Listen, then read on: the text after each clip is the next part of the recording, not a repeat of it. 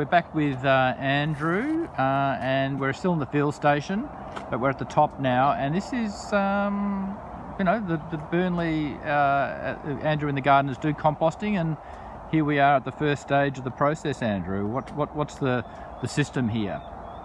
The system is we compost the easy stuff, and what I mean by that is we don't necessarily have a lot of the right equipment or the inputs to turn some of the more woody material, or things like anything with rhizomes, whether it be couch but what we do, particularly this time of year, is a wealth of leaf material, things that are raked off the paths can be put in here, and by turning it over once a week with a bobcat, maybe adding a little bit of moisture if we don't have the right sort of rainfall, and interesting things like occasionally in springtime we do actually catch the leaf, the lawn trimmings when they mow. Yep. And I'm sure you've all done this at some stage. You put a cut pile of grass clippings in a pile, and within less than a day, you're going to open it up and put your hand inside it. It is very, very warm. So it's actually quite a good sort of heat source, a bit of a starter. Okay. For the rest of the year, we put our clippings back onto the lawn, so it's only when we have excessive growth. And then the rest of the time, we might be collecting some.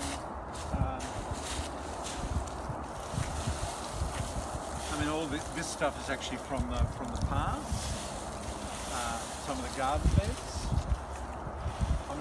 I'll be pretty conservative about some of these leaf material you put on. If there's no seed on it, then it's okay. Right. Things that have just been cut off. So if you're ripping things out with a little bit of the root system on it, then you wouldn't want to put it in. Doesn't really matter how much composting you do in this sort of way, it's not going to break that down. So we're sort of picking the east. What we want to try to avoid is where you have bits of rogue. Right. This is the harter. Yeah. One of our big issues here. So this panic veld grass, I think they call it. So we're not. This is just a one-off. Sure. We're trying to avoid having this sort of material in there. And then once that's been turned over. And so, Andrew, so with the bobcat, the skid steer loader, so that's what, weekly for how long? Just. Look, it really depends on. It's about 6 weeks, 6 to 8 weeks. And look, there's. I can put my hand in there, and it's probably already. It'd have to be 30 or 40 degrees. Oh, so it is. It is. Yeah, it does. Because it's always interesting with different compost methods. Because obviously, two things. I guess one is we talk about that ideal ratio of 1 part of nitrogen to 25 parts of carbon, and that's it's a lot easier to have the nitrogen content when you have home veggie scraps. But this is, you'd wonder how the ratios were here. But I guess that turning over thing does help. I guess it aerates it.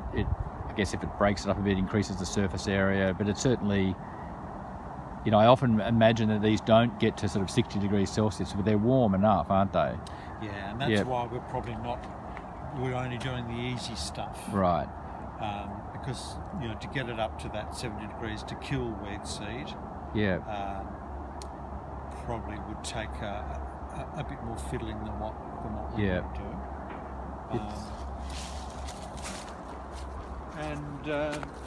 This, I think some of this is actually just a bit of leftover mulch from down below. Okay. Probably would have just come out of the bottom of the trailer, and so they've just added to here, and this can be turned over. It's not necessarily, this is a finished product, if you like. It's not actually going to generate any heat. It's all about trying to create a bit of a mix So it's not necessarily going to do anything as far as the breaking down on Yeah, the rest but goes. you've brought that up from where we just looked before. Yeah. Yeah, I think I feel there's a fox scat. Yes. Look at that. There you go, folks. But you can see that, you know, the trouble with having stuff that's already broken down is that, you know, it will sometimes come in with some weed seed, and then things will start to germinate. But once we turn this over, then a lot of that will be negated. And then the final product. So, you know, in effect, all we've done is just turn it over, and you can see how, you know, incredibly fine that is now. It's, you know, this is what you want to see. Yeah. I mean, if we were to do it, you still need to do a pH test on it. Yeah. Can't necessarily just think that just because it's black and broken down, Yeah. that is actually exactly what you want as far as a pH for your soil. Just out of interest, because I was just at Fairshare this morning, and Barbara Ormerod, who was a student here, did a project with Sue Murphy looking at pH of veggie mixes like Shore Crop and those sort of products, and you know, she found that the pH was really extreme. Like, And so I would definitely recommend that whatever you get, before you get it delivered, you should go to the nursery. I mean, these little testing kits, if you don't have one yourself, then ironically the nursery will actually sell them there. Yeah. And it's a quick and easy process. You get a little card, pick up a, you know, if you're concerned that, you know, you're going to have just one little hot spot, well, grab a little bit from different parts of the pile. Yep. On the card, a little bit of the liquid, a bit of powder, and within 30 seconds you've actually got if it's turning purple, then you know it's high alkalinity. And, you know, alkalinity is very difficult to lower. Yeah. And that's what you find in mushroom compost. The only reason they're giving away the mushroom compost is because the pH has raised to a too high level for the mushrooms to actually grow. Got it.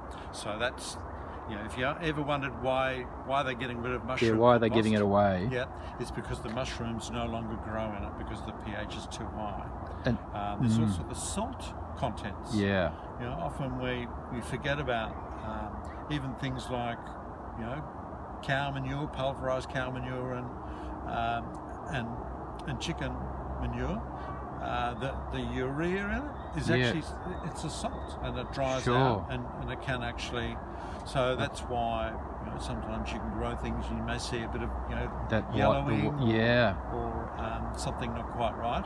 So, and that's part of the reason why we, you know, you sort of incorporate this into your soil, and then maybe you just water it in and you leave it, you know, for even 5 days, just to see whether things can sort of leach out.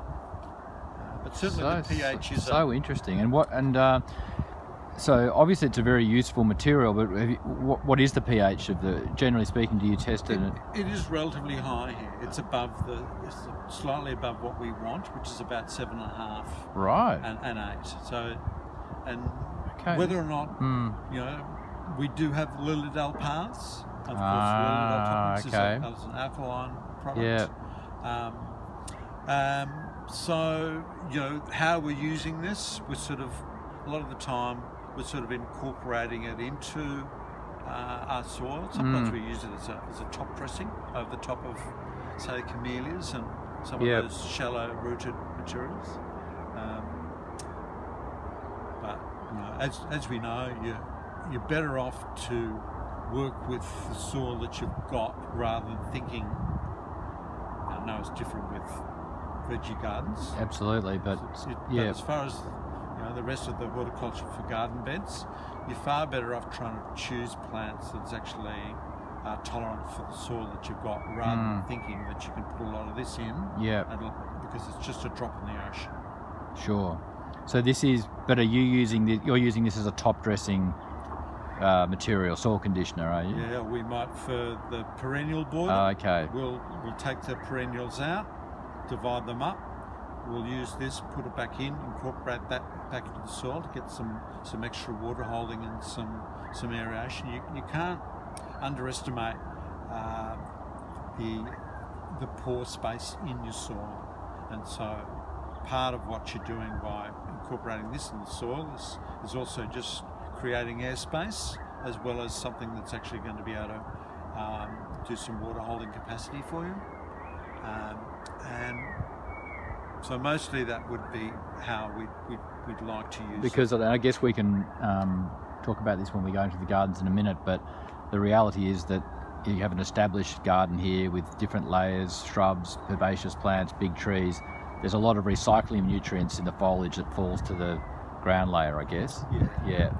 So it's not like, so in a very ornamental, very dense herbaceous border, it's, this is a great advantage adding in the compost. But just to be clear, if this has got elevated pH, so it's alkaline, do you let it rest for ages until it drops down again? Is that what you're saying? Like that? Well, we're prepared to put on it slightly high. I mean, initially, it'll be, once you do your pH test, it'll be quite purple. It'll be up to the 9s. Wow. Yeah. Right. And then as it actually ages, it does actually drop. Right. Yeah. Now, that's just the nature of the process of composting. Maybe, of course, whatever you put in is what you'll get out. But as a tendency, it always tends to be high and then it drops. That's right. It's not the other way around. I mean, acid soils are great because you can just get cheap bags of dolomite lime, put it on, and there's almost like a formula. You can say for this much lime, it'll actually raise the pH by this amount. But a lot of these organic products like this, it's actually the other way around. It's actually something that's high. Yep. And lowering the pH is a different process. Absolutely. Yeah. Okay. All right. Well, that was very interesting. Just to wrap up here, over here is a big pile of actual wood chips. Is that a purchase product? Yeah, this is the one we bring. And look, on the way past, this is This is our hardwood sawdust that we actually purchase.